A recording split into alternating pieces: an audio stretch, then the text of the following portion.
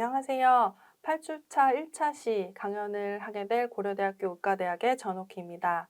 본 강의에서는 노화의 비밀, 인간은 어떻게 늙고 병드는가에 대해서 강의를 하도록 하겠습니다. 오늘 저희 학생분들은 본 수업을 들으면서 노화 과정에 대해서 알아보고 이를 분자, 세포, 그리고 생리학적인 수준에서 어떻게 이해할 수 있는지를 일단 살펴보도록 할 것이고요. 이와 더불어 제가 이제 슬라이드에 노화 관련된 연구 결과, 논문에서 발췌한 그런 데이터들을 많이 넣었는데요. 이런 것들을 함께 읽고 해석하는 능력을 키워나가는 시간이 될 것입니다. 그래서 구체적으로 본 수업은 크게 두 가지의 학습 내용으로 나눠져 있는데요. 첫 번째는 노화의 원인에 대한 두 가지의 이론, 현재까지 두 가지의 이론, 즉 이제 프로그램화되어 있다. 또는 손상 또는 오류에 의해서 노화가 가속화될 수 있다는 것에 대해서 살펴보도록 하겠습니다.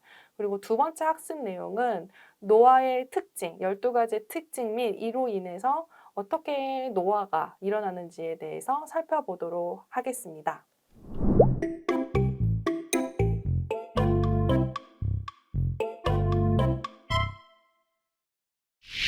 자, 그럼 노화는 무엇일까요? 제가 AI에게 노화가 무엇이냐라고 이제 질문을 해봤는데요.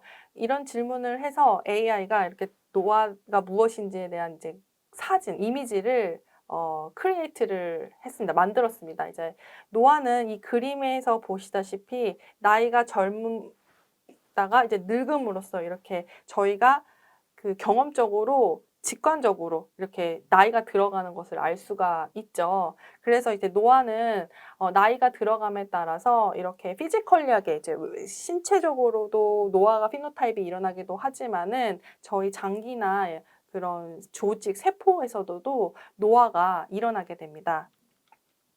자, 그러면은 노화가 무엇인지에 대해서 살펴보도록 하겠습니다. 자, 노화란 나이가 들어감에 따라서 일반적으로 신체 조직의 기능이 서서히 저하되는 것을 말합니다.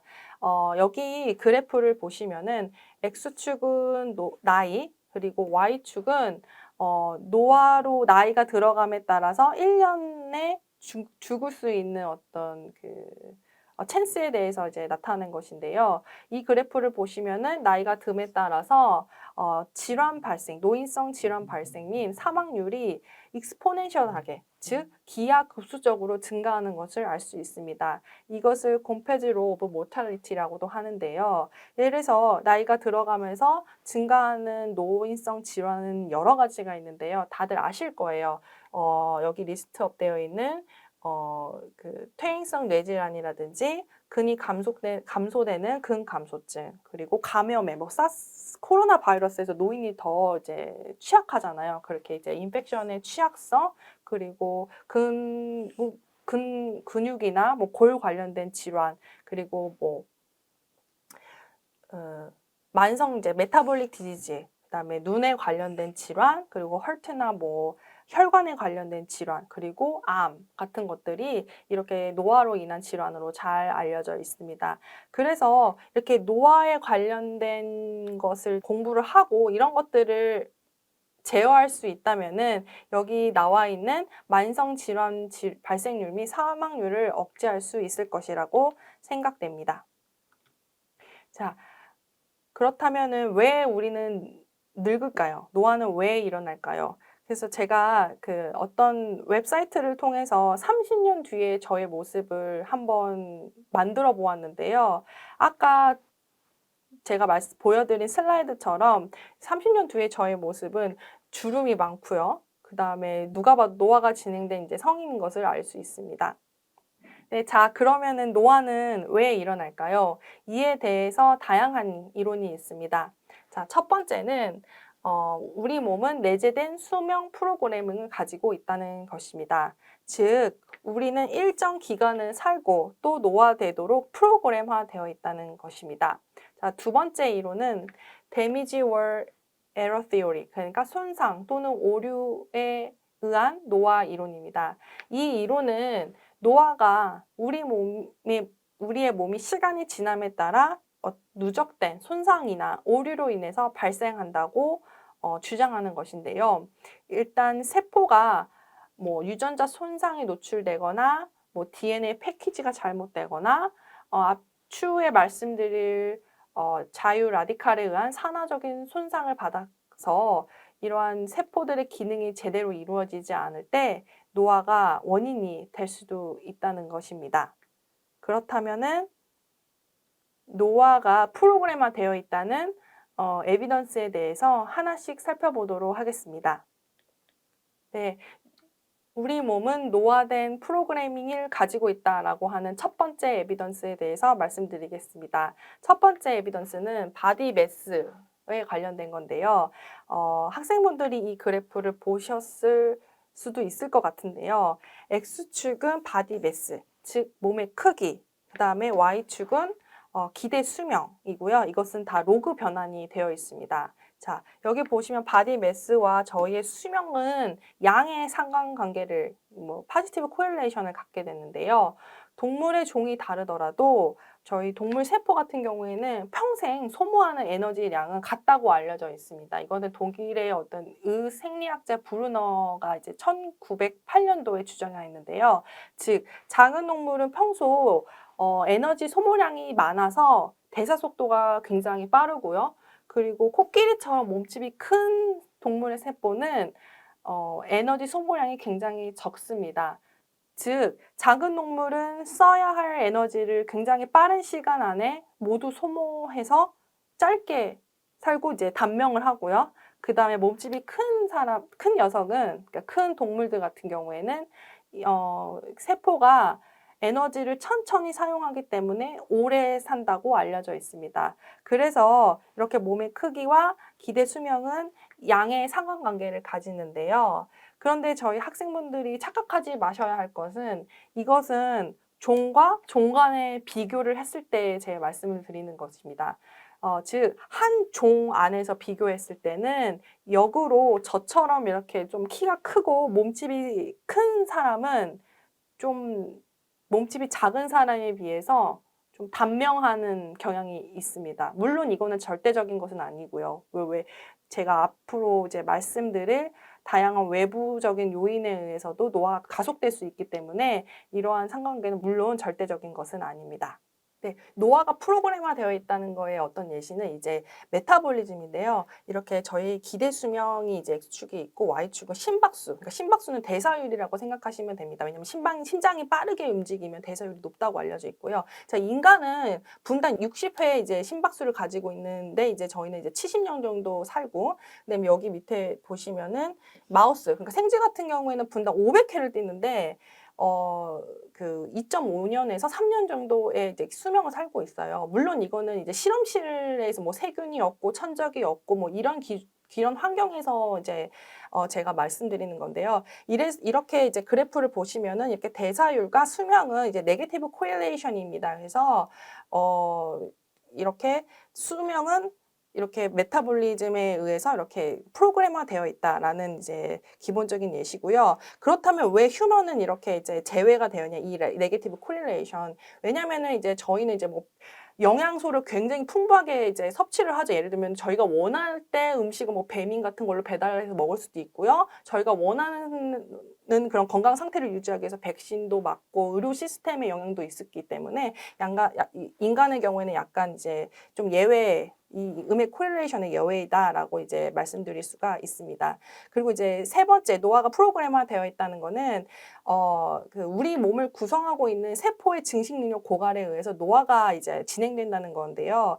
이렇게 보시면은 X축은 이제 파이브로블라스트의 어떤 그 수명이고 Y축은 이제 그 어떤 특정 여기 나와 있는 종의 최대 수명을 이제 연으로 이제 표시한 겁니다. 그래서 동물의 수명과 이렇게 세포 증식 능력 간에는 정비례적 상관관계가 있습니다. 그러니까 즉 제가 쉽게 말씀드리자면 고령자에서 유래한 대부분의 세포는 젊은 사람에게 유래한 세포보다 낮은 분열 능력을 가집니다.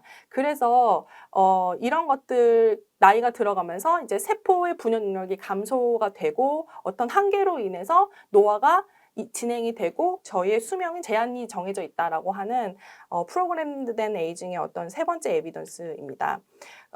그리고 이제 노화가 프로그램에 되어 있다. 또는 이제 데미지 에어로 이제 인해서 노화를 가속화시킬 수 있다라는 그런 에비던스를 제가 계속 말씀드릴 텐데, 이런 것들을 제가 이해하기 위해서는 세포 및 조직에서 나타나는 이제 특정한 변화, 즉 노화에 대한 12가지 특징에 대해서 살펴보겠습니다. 예를 들면은 텔로미어가 이제 짧아진다든가, 아니면 스템셀에 있는 기능이 고갈된다든가, 세포 노화, 그리고 마이토콘드리아의 어떤 기능적인 저하, 그리고 후성 유전학적인 변화, 그리고 뭐 단백질 항상성의 저하, 그리고 어떤 영양소를 센싱하는 거에 어떤 불균형, 이런 것들이 이제 대표적인 노화로 일어날 수 있는 노화의 특징인데요. 이런 것들을 저희가 이제 하나하나 살펴보도록 하겠습니다. 자, 이제 노화가 프로그램에 되어 있다라고 하는 이제 다른 이제 에비던스는 이제 텔로미어가 이제 짧아지는 건데요. 이게 이제 1961년도 헤이플릭이라고 하는 이제 연구자분께서 처음 이제 세포 노화 현상이 이제 일어나는데요. 저희가 그 이제 사람의 정상 섬유사 세포를 이제 분리해서 계속 배양을 시키는 거예요, 실험실 내에서. 그러면은 이렇게 일정 횟수의 분열 후에는 이제 세포가 더 이상 분열이 되지 않습니다. 이런 것을 헤이플릭 리밋이라고 하는데요. 이런 것을 이제 통해서 세포가 이제 더 이상 분열하지 않은 이제 원인이 무엇일까라고 해서 살펴보았더니, 이렇게 크로모좀이라고 하는 염색체 말단에 텔로미어라고 있는 부분이 이제 세포의 분열과 관련이 있다는 것을 발견을 했어요. 그래서 예를 들면 저희는 뭐 태어날 때는 15,000 베이스 페어의 텔로미어가 이제 텔로미어를 가지고 있다면은, 이제 어른이 되면 7,000 베이스 페어, 그리고 노인이 되면은 4,000 베이스 페어, 이렇게 텔로미어가 짧게 이제 일어나고요. 이럼으로써 이제 세포가 더 이상 이제 분열이 되지 않아서 각종 노화의 질환을 일으키는 원인으로도 알려져 있습니다. 그리고 이제 많은 이제 연구자들이 그러면은 텔로미어가 가장 짧은 조직이 무엇일까라고 해서 이제 사이언스의 20년도에 이제 퍼블리케이션 데이터를 가지고 왔는데요. 재미있게도 그 25개 이상의 조직 유형에서 상대적으로 텔로미어 길이를 측정해 봤더니 제일 짧은 그 텔로미어 길이는 혈액이었고요. 그 제일 긴 텔로미어를 가진 조직은 남성의 고환 조직이라고 알려져 있습니다.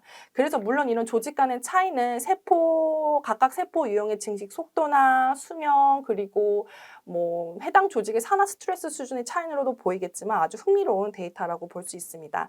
그리고 이제 그 스템셀 이제 5번째는 나이가 들면서 이렇게 줄기세포의 증식 능력이 점차 감소한다는 건데요. 이로 인해서 이제 줄기세포 같은 경우에는 저희 조직을 이루는 특정한 기능을 가지는 어떤 이펙터 세포로 이렇게 분할을 해야 되는데요. 나이가 들면은 이렇게 증식 능력이 떨어지기 때문에 이렇게 조직의 어떤 특정한 기능을 일으키는 어떤 그 프로제니터 셀이나 분화된 어떤 이펙터 세포로 분화되지 않기 때문에 결국에는 스템셀의 고갈, 그리고 조직의 기능이 저하돼야 돼서 노화로 일어나는 그런 개연성을 가지고 있습니다. 그리고 이제 세포가 이제 텔로미어가 짧아지고 뭐 증식 능력이 이제 저하가 되는데, 이런 것들이 왜 일어나느냐라는 것에 대한 질문으로 이제 세포가 노화가 된다는 건데요. 이런 것들을 이제 셀룰라 스네센스, 세포 노화라고 합니다. 그래서 이것은 이제 세포가 나이가 들어가면서 왜 증식 능력이 제한되는가에 대한 어떤 질문에 대한 답변이 될 수 있는데요. 이제 세포가 살면서 이제 점차 이제 증식 속도가 줄어서 이제 더 이상 분열이 일어나지 못하는 어떤 이렇게 이제 노화된 상태가 이러는데, 이런 것을 스네센스라고 이제 합니다. 근데 이제 셀룰라 스네센스는 뭐 이렇게 텔로미어가 짧아지는 그 현상으로 인해서도 이제 발생이 되지만은 이제 뒤쪽에서 제가 말씀드린 후성 유전학적인 변화, 그리고 뭐 지놈의 불안정성, 그리고 마이토콘드리아 어떤 기능 저하에 의한 여러 가지 그런 데미지가 축적이 되면서 이런 것들에 의해서 이렇게 정상세포가 노화세포로 이렇게 피노타입이 변하게 됩니다. 그래서 이제 노화세포 같은 경우에 내재적인 에이징 프로그램이기도 하지만은 외부적인 데미지나 에러에 의한 그런 손상이 축적되어서 노화가 일어나기도 한다라는 것을 이제 말씀드리고 싶습니다. 자, 그러면은 이렇게 노화세포가 어떤 특징이 있는지 제가 말씀드리겠습니다. 자, 첫 번째는 이 노화세포는 더 이상 증식을 하지 않습니다. 비가역적으로 세포가 증식을 하지 않는다라는 거고요. 두 번째는 이렇게 세포가 얘네들이 비정상적이면은 이제 저희 몸속에는 얘네들을 죽여야겠다라는 프로그램 데스 가 일어나는 이제 에이팝토시스가 일어나는 건데 그 에이팝토시스가 일어나지 않게끔 이제 되어 있고요. 이러한 것들은 뭐 이런 패스웨이가 오버 익스프레션이 돼서 발생하는 걸로 알고 있고, 그리고 이제 세 번째는 senescence associated secretory phenotype, 즉 SAS라고 하는 이 염증성 사이토카인, 키모카인, 뭐 성장 인자 단백질을 분해하는 그런 프로티즈 같은 단백질을 주변에 마구마구 이제 뿜어내게 됩니다. 그래서 이러한 이제 세 가지 노화세포 피노타입이 때문에 이제 결국에는 나이가 들어가면서 이렇게 노화세포와 특정 조직에 축적이 되게 되고요. 그래서 아까 말씀드린 이렇게 다양한 SASP라고 하는 이제 노화 연관 분비 표현형 분비를 통해서 이 노화 그 조직 자체가 만성적인 어떤 인플라메이션, 조직 그 만성 염증 환경이 이제 형성되게 되고요. 그로 인해서 정상적인 세포나 조직, 그리고 아까 말씀드린 어떤 그 스템셀의 기능이라든지 이런 것들을 저하를 시켜서 결국에는 노인성 질환을 일으키는 것으로 알려져 있습니다. 네, 그러면 노화세포는 저희 몸에 언제, 어디서 발생하는지 알아보겠습니다. 자, 노화세포는 그 많은 조직에서 나이가 들어가면서 당연히 증가하고요. 뭐 많은 연구가 있겠지만은 뭐 간, 신장, 연골, 망막, 피부, 폐, 뼈, 대동맥 같은 곳에 이제 축적되어 있는 것으로 알려져 있고, 이 그림을 보면은 이렇게 제 위쪽의 패널은 젊은 사람의 그 표피와 조직과 이제 진피 조직을 가지고 있는 이제 저희 스킨 티슈고요. 그 밑에는 이제 나이 든 사람의 이제 그 피부 조직인데요. 여기 보시면 파랗게 염색된 스네센스 어소시에이티드 베타 갈락토시다이즈라고 하는 노화세포가 굉장히 많이 영세포보다 나이 든 그 피부 조직에 많이 축적되어 있는 것을 이제 알 수가 있고요. 그리고 또 이제 두 번째 노화세포는 노화와 연관된 병리 부위에서 주로 발견됩니다. 그래서 여기에 보시면은 퇴행성 뇌질환, 예를 들면 알츠하이머나 뭐 파킨슨병 같은 그런 환자의 브레인을 보면은 이렇게 에스트로사이트가 이렇게 노화세포에 많은 마커든 P16이 많이 발현되는 것으로 볼 수 있고요. 그리고 뭐 근골격계 질환, 대표적인 근골격계 질환이 이제 오스테오아르트라이티스, 이제 골관절염에도 이렇게 연골세포가 이렇게 노화세포가 많이 축적되어 있는 것으로 알려져 있습니다. 그래서 노화세포는 나이가 들어감에 따라 발생하는 어떤 그 만성 질환에 굉장히 밀접한 관련이 있다라는 것입니다. 자, 그러면은 이제 노화가 프로그램화 되어 있다는 더 적극적인 예시를 보겠습니다. 제 대표적으로 롱제비티 진, 그러니까 장수 유전자인데요. 여기 보시는 이제 그림은 C. 엘레강스라고 예쁜 꼬마 선충입니다. 그래서 수명은 보통 14일에서 24일이라고 알려져 있고요. 이렇게 크기는 1mm입니다. 저희가 이제 육안으로 보긴 건 사실 쉽지가 않고요. 그래서 저희 지금은 이제 칼리코, 그러니까 항노화의 어떤 테라퓨틱스를 이제 개발한 대표적인 기업, 그 이제 스타트업의 대표인 이제 대표가 틴티아 이제 캐년이 이제 무슨 발표를 했냐면 이제 그 예쁜 꼬마 선충을 통해서 유전자 이렇게 다프2, 여기 보시면 다프2인데 이 다프2의 유전자에 이 돌연 변이가 있을 경우에는 이 선충의 그 수명이 약 2배 이상 증가를 한다.